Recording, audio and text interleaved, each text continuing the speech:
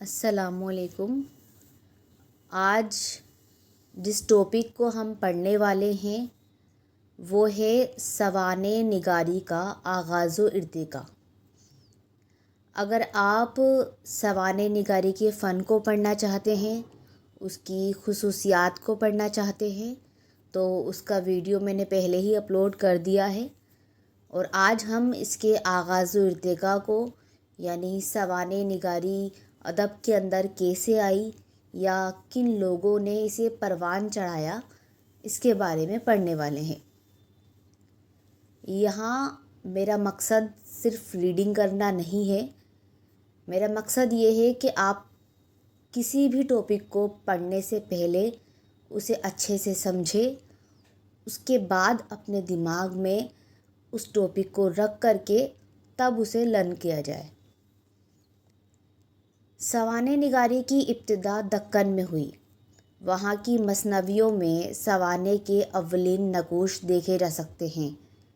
نصرتی نے اپنے والد، اپنے مربی علی عادل شاہ اور دیگر شخصیتوں کی سیرت و سوانح نہایت عمدگی سے بیان کی ہے۔ ان کے علاوہ رومی، ذوقی اور دیگر مثنوی نگاروں نے بھی اس طرف توجہ کی ہے۔ تو اس پیرا میں ہم نے یہ دیکھا کہ جو سوانح نگاری ہے اس کی شروعات دکن سے ہوئی ہے۔ وہاں کی جو مثنویہ ہمیں نظر آتی ہے اس کے اندر سوانح نگاری کے جو نقوش ہے وہ ہمیں نظر آتے ہیں۔ نصرتی، جس نے اپنے والد، اپنے مربی علی عادل شاہ کی سیرت و سوانح لکھی، اس کے علاوہ رومی ہے، ذوقی ہے اور دوسرے مثنوی نگار ہے جنہوں نے سوانح نگاری کی طرف توجہ دی۔ تو یہ تو تھا ان کا دکن کا پس منظر۔ اس کے بعد شعرائے اردو کے تذکروں کا دور شروع ہوتا ہے۔ تذکرہ نگاروں نے بے حد اختصار سے کام لیا۔ تذکرہ آپ کو پتہ ہی ہے کہ پہلے بہت شارٹ کے اندر، یعنی مختصر طور پر تذکرے لکھے جاتے تھے۔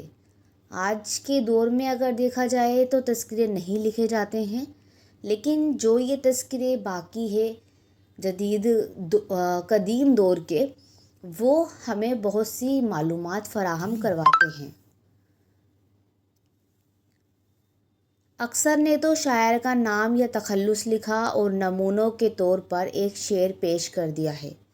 سیرت و سوانح نگاری کو اپنی ذمہ داری خیال نہیں کرتے تھے، یعنی یہ جو اس کے بعد کے شاعر ہوئے ہیں، شعراء ہوئے ہیں، انہوں نے تذکروں کے اندر تھوڑا بہت سوانح نگاری کو پیش کیا ہے، لیکن اتنا زیادہ تفصیل کے ساتھ پیش نہیں کیا ہے۔ اس کے بعد محمد حسین آزاد کی آب حیات اردو شاعروں کا تذکرہ بھی ہے اور اردو ادب کی تاریخ بھی، لیکن ان دونوں سے زیادہ اہم اس کی ایک اور خصوصیت یہ ہے کہ انہوں نے بہت سی ادبی شخصیات کی سیرت و سوانح بھی پیش کی ہے۔ تحقیقی نقطۂ نظر سے اس کا درجہ بہت بلند نہ سہی، لیکن یہ اعتراف ضروری ہے کہ اردو ادب کی بہت سی شخصیتیں آب حیات میں سانس لیتی نظر آتی ہے۔ جیسا کہ ہمیں معلوم ہے کہ محمد حسین آزاد جو ایک بہت بڑا نام ہے نثر اور نظم دونوں کے اندر، ان کی ایک کتاب ہے جو تذکرہ ہے، اور آب حیات کر کے اس کتاب کا نام ہے۔ اس کتاب میں انہوں نے ایک طرح سے یہ کہہ سکتے ہیں کہ بہت ساری شخصیتوں کا تذکرہ تو پیش کیا ہی ہے، ساتھ ہی سوانح کو بھی درج کیا ہے۔ آزاد کے زمانے میں ہندوستان انگریزی تسلط میں چلا گیا تھا اور ہمارے بزرگ ادب کے انگریزی نمونوں سے متاثر ہو رہے تھے۔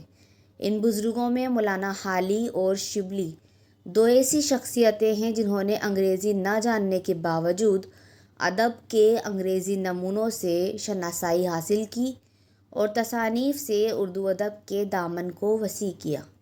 ان دونوں نے سوانح نگاری کی طرف توجہ کی۔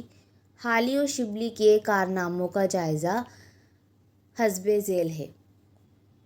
یعنی آزاد کے بعد اگر ہم دیکھیں تو بہت سارے جو شاعر ہیں، بہت سارے جو ادیب ہیں، وہ انگریزی نمونوں سے متاثر ہو رہے تھے، اور سوانح جسے انگریزی میں ہم بایوگرافی کہتے ہیں، یہ بایوگرافی ہمیں انگریزی میں بہت ملتی ہے دیکھنے کو. تو اس طرف متوجہ ہو کر لوگوں نے یا ادیبوں نے یہ کہہ سکتے ہیں کہ سوانح کو اپنایا. اور اس کے اندر ہمیں جو پتہ ہے کہ دو نام بہت بہت اہم ہیں. ایک تو حالی ہے، الطاف حسین حالی، اور ایک علامہ شبلی نعمانی ہے. تو اس سفر کے اندر، یعنی سوانح کے آغاز و ارتقاء کے سفر کے اندر، ہم دو لوگوں کی سوانح نگاری کو خاص طور سے نظر کریں گے. تو پہلا نام آتا ہے حالی کا. حالی کی سوانح نگاری کو اگر دیکھا جائے تو اردو کے سوانح نگاروں میں حالی ایک ایسے سوانح نگار ہے جن کے پاس ایک سوانح نگار کا دل بھی ہے. اردو ادب میں حالی کی 3 سوانح تصنیف یادگار ہے، یعنی 3 کتابیں ایسی ہیں جو بہت زیادہ فیمس ہوئی ہے، جو بہت مشہور ہوئی ہے، جن سے اردو ادب میں ایک نئے باب کا اضافہ ہوتا ہے، یعنی ایک نیا چیپٹر حالی نے سٹارٹ کیا تھا. اور ان کی جو پہلی کتاب ہے جو بہت اہم ہے وہ ہے حیات سعدی. حیات سعدی مولانا حالی کی پہلی سوانحی تصنیف ہے جو 1881 میں مکمل ہوئی.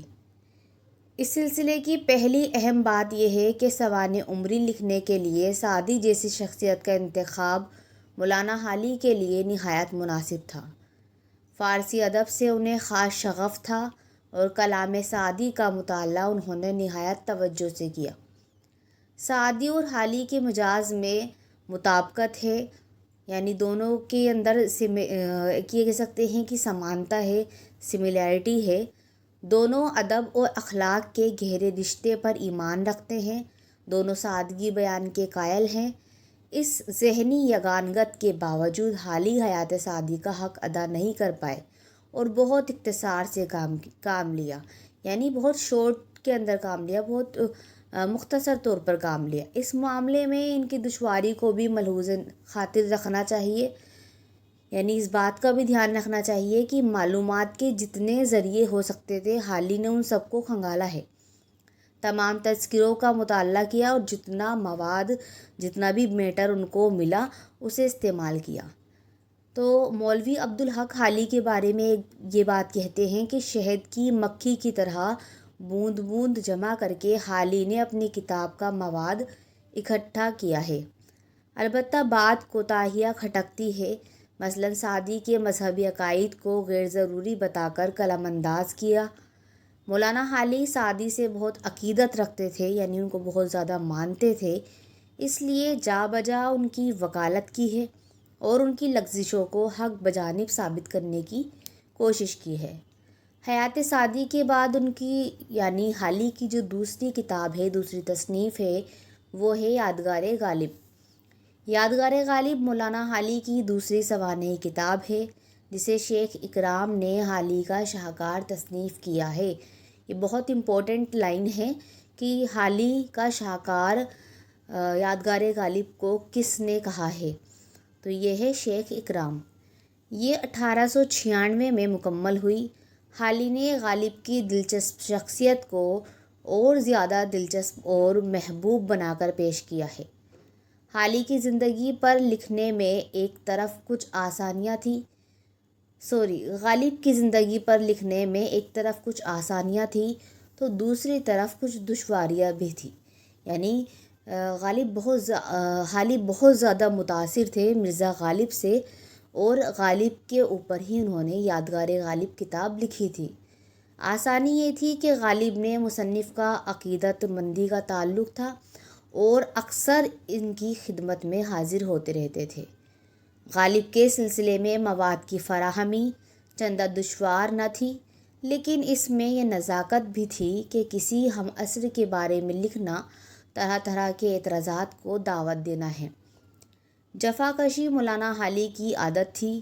انہوں نے غالب کے تمام تصانیف جمع کر کے ان کا مطالعہ کیا، غالب سے قریبی تعلق رکھنے والوں سے رابطہ قائم کیا اور غالب کے بارے میں معلومات حاصل کی.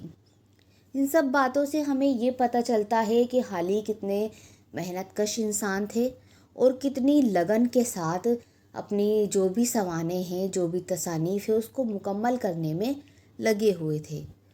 حالی نے غالب کی زندگی کے حالات، نجی باتوں اور اس عظیم شاعر کے لطائف و ظرائف کی طرف کم توجہ کی اور ان کے تصانیف کی تنقیدی مطالعے کی طرف زیادہ۔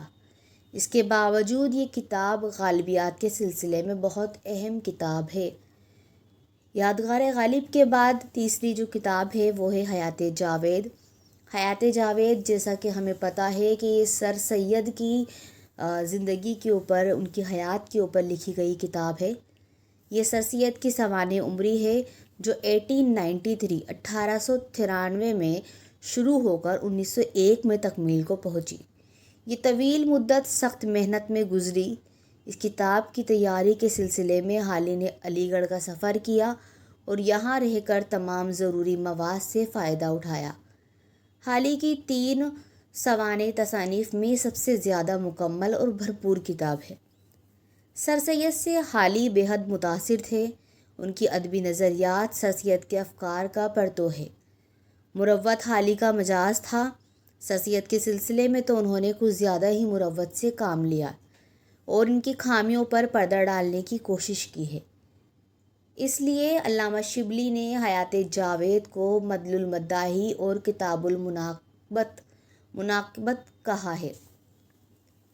شبلی یہ کہنا چاہتے ہیں کہ حالی نے اس کتاب میں انتہائی مدح سرائی سے کام لیا ہے۔ مولانا حالی نے حیات جاوید کو 2 حصوں میں تقسیم کیا ہے، یعنی یہ 2 پارٹ کے اندر ہے۔ پہلا جو حصہ ہے اس کے اندر تو سر سید کی حالات زندگی کو پیش کیا گیا ہے اور دوسرے حصے کے اندر سر سید کے کارناموں پر تفصیلی معلومات پیش کی گئی ہے۔ حالانکہ پہلے حصے میں مختصر ذکر ہو چکا ہے، اس طرح تکرار کا عیب بھی پیدا ہو گیا اور کتاب کی ضخامت بھی بہت بڑھ گئی۔ مجموعی جائزہ لیا جائے تو کہا جا سکتا ہے کہ سوانح نگاری کی صنف کو حالی کی ذات سے بہت فائدہ پہنچا۔ ان سے پہلے اردو ادب میں اس صنف کی طرف توجہ نہیں ہوئی تھی، صرف سیرت پاک کے نمونے موجود تھے۔ حالی نے 3 سوانح عمریہ پیش کی، پہلی کے بعد دوسری اور دوسری کے بعد تیسری سوانح عمری لکھی، تو ان کا فن کئی ارتقائی مراحل سے گزر چکا تھا۔ حالی نے تینوں سوانح عمریوں میں سادہ سہل زبان کا استعمال کیا، کیونکہ حالی نیچرل چیز کو ہی زیادہ پسند کرتے تھے۔ مولانا حالی کا یہ کارنامہ بہرحال ناقابل فراموش ہے کہ انہوں نے اردو میں سوانح نگاری کا شوق عام کیا اور اس صنف کی اہمیت واضح کی۔ تو آپ لوگ حالی کی یہ تینوں تصانیف ایگزام میں اگر آپ کا یہ سوال آتا ہے تو ڈال کر آئے۔ اس کے بعد حالی کے بعد جو نام آتا ہے دوسرے نمبر پر وہ ہے علامہ شبلی نعمانی کا۔ اردو کے دوسرے اہم سوانح نگار علامہ شبلی ہے۔ سر سید کی صحبت، سر سید کے کتب خانے اور کھلی ہوئی فضا نے شبلی کو مولوی سے ایک زبردست صاحب قلم بنا دیا۔ اسلام کی گمشدہ عظمت یاد دلانے کے لیے انہوں نے سلسلہ نامور اسلام کے تحت متعدد سوانح عمریہ لکھنے کا منصوبہ بنایا۔ اس میں خلیفہ مامون الرشید، ابو حنیفہ، فاروق اعظم، سرور کائنات کی سوانح عمریہ شبلی کا ناقابل فراموش کارنامہ ہے۔ ایک طرح سے یہ کہہ سکتے ہیں ہم کہ شبلی نے اسلام کی تاریخ کو زیادہ پیش کرنے کی کوشش کی ہے اپنی سوانح عمریوں میں۔ تو پہلا جو نام آتا ہے، جس تصنیف کا نام آتا ہے وہ ہے المامون۔ المامون شبلی کی سوانح کے سلسلے کی پہلی کتاب ہے، یعنی پہلی کتاب جو انہوں نے سوانح کے اوپر لکھی ہے وہ ہے المامون۔ یہ 2 سال میں مکمل ہوئی۔ اس تصنیف میں شبلی نے مامون الرشید کے کارناموں کے ساتھ ساتھ ان کی کمزوریوں کو بھی دکھایا ہے۔ یہ 2 حصوں میں تقسیم ہے۔ پہلے حصے میں مامون کی ولادت، تعلیم و تربیت، ملک کی اندرونی جنگیں اور متعدد فتوحات کا بیان ملتا ہے۔ دوسرا حصہ زیادہ اہم ہے۔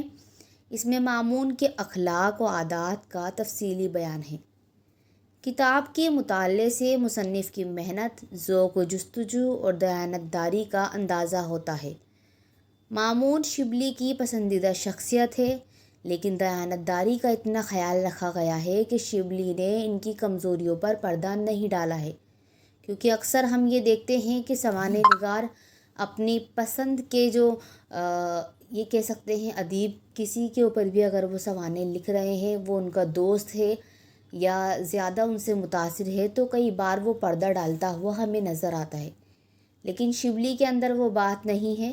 شبلی نے جو کچھ پیش کیا وہ بہت ہی ایمانداری سے پیش کیا ہے۔ اس کے علاوہ دلچسپ قصوں اور حکایتوں نے کتاب کے دلچسپ بنا دیا ہے، البتہ حد سے بڑھی ہوئی تفصیل کہیں نہ کہیں ناگوار معلوم ہوتی ہے۔ دوسرا جو کتاب ہے المامون کے بعد، وہ ہے سیرۃ النعمان۔ سیرۃ النعمان امام ابو حنیفہ کی سوانح عمری ہے، جو 1891 میں لکھی گئی۔ اس کے بھی 2 حصے ہیں، پہلا حیات اور دوسرا ان کے کارناموں پر مشتمل۔ امام کے شاگردوں کا بھی تفصیل کے ساتھ ذکر کیا گیا ہے۔ علامہ شبلی حنفی مسلک پر کاربند تھے اور امام ابو حنیفہ کا بہت احترام کرتے تھے۔ امام کے بارے میں ان کے متقدوں میں طرح طرح کے قصے مشہور تھے، مگر شبلی نے ان سب کو قلم انداز کیا اور صرف انہی باتوں کو پیش کیا ہے جو تحقیق کی کسوٹی پر پوری اترے۔ تیسری کتاب آتی ہے الفاروق۔ الفاروق اس سلسلے کی تیسری کتاب ہے، جو نہ صرف تاریخ اسلام بلکہ تاریخ عالم کی عظیم شخصیت حضرت محمد فاروق رضی اللہ تعالیٰ کے بارے میں ہے۔ ان کی زندگی سادگی، شجاعت اور دیانتداری کا شاندار مجموعہ تھی۔ ان کا سیاسی شعور بے مثال تھا۔ انہوں نے ایسا ملکی نظام قائم کیا جو سیاست عالم کی تاریخ میں آج تک یادگار ہے۔ اس کتاب کو مکمل کرنے کے سلسلے میں علامہ شبلی کو کئی سخت مرحلوں سے گزرنا تھا۔ ممکن ہی تھا کہ اس کتاب میں سرور کائنات کا ذکر نہ آتا، یہ حضرت ابوبکر صدیق کا ذکر نہ آتا، اور اندیشہ تھا کہ ان کی عظیم شخصیتوں کے مقابلے میں فاروق اعظم کی عظمت کا سورج گہنا جاتا۔ مگر شبلی ان مشکلات سے بڑی خوش اسلوبی سے گزرے ہیں۔ حضرت عمر کی تدبیر، ملکی انتظام، نجی زندگی، ذاتی قابلیت، سیرت، فطری سادگی، علمی رجحانات جیسے تمام پہلوؤں پر انتہائی فنی پختکاری کے ساتھ روشنی ڈالی ہے۔ نیکسٹ جو ان کی تصنیف ہے شبلی کی، وہ ہے الغزالی اور سوانح مولانا روم۔ الغزالی اور سوانح مولانا روم قیام حیدرآباد کے زمانے میں 1902 میں لکھی گئی۔ اس زمانے میں شبلی کی پوری توجہ علم الکلام کی طرف تھی۔ اس موضوع پر مواد اکٹھا کرنے کے دوران امام غزالی اور مولانا روم کی سوانح سے متعلق کافی معلومات دستیاب ہو گئی، اور مصنف نے فیصلہ کیا کہ پہلے ان دونوں کی سوانح عمریہ شائع کر دی جائے۔ یہ دونوں کتابیں فن سوانح نگاری کی کسوٹی پر پوری نہیں اترتی ہے، یعنی یہ ایک طرح سے یہ کہہ سکتے ہیں کہ یہ اتنی کامیاب کتابیں نہیں کہی جا سکتی۔ اس کے بعد جو آتی ہے کتاب، وہ ہے سیرۃ النبی۔ سیرۃ النبی 1910 کے اندر آئی اور شبلی کی سوانح کے سلسلے کی آخری مگر سنہری اور تابناک کڑی ہے۔ یہ کتاب اس وقت لکھی گئی جب مسلسل لکھنے کے بعد ان کے فن پر پوری طرح نکھار آ چکا تھا۔ سوانح نگاری کے فن پر انہیں پوری دسترس یوں خاتمہ بالخیر ہونا تھا۔ علامہ شبلی بڑی یکسوئی کے ساتھ اس طرف متوجہ ہوئے، معتبر مواد فراہم کیا، دشمنان اسلام کے اعتراضات کے دندان شکن جواب تلاش کیے، اور جب لکھنے بیٹھے تو فصاحت و بلاغت کا دریا بہا دیا۔ سیرۃ النبی کی بیشتر حصوں سے شعریت جھلکتی پڑتی ہے۔ درست کہا گیا ہے کہ سیرۃ النبی کا پہلا حصہ دماغ اور دوسرا دل سے لکھا گیا۔ افسوس یہ مرقۃ الآراء کتاب مکمل نہ ہو سکی۔ علامہ شبلی کی سوانح عمریوں کو بہت مقبولیت حاصل ہوئی۔ اس لیے کہ انہوں نے بے حد برگزیدہ ہستیوں کا انتخاب کیا۔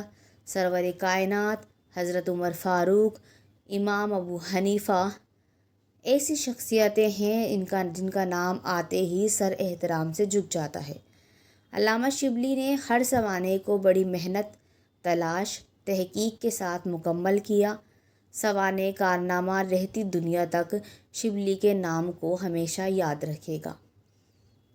تو یہ تھا سوانح نگاری کا آغاز و ارتقاء۔ اس ویڈیو کو آپ 2 سے 3 بار دیکھیں، اس کے بعد نوٹس بنا لیں۔ انشاءاللہ آپ کو کوئی دقت یا پریشانی محسوس نہیں ہوگی۔ شکریہ۔